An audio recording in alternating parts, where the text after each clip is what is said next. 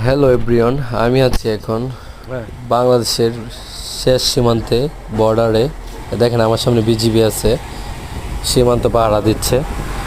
এটা হচ্ছে নেত্রকোনা জেলা, কলমাকান্দা শেষ বর্ডার, শহীদের মাজার।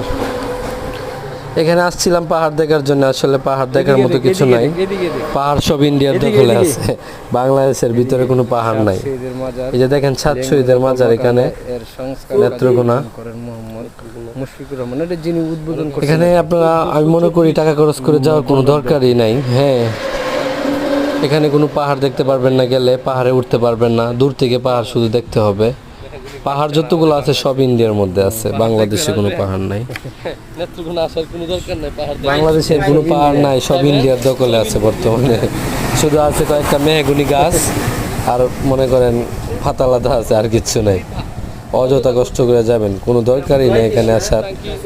ঠিক আছে, এর থেকে আপনারা ঘুরতে যাবেন বান্দরবন, সিলেট, জাফলং, এর থেকে অনেক ভালো। এখানে আসার কোনো দরকারই নেই কষ্ট করে।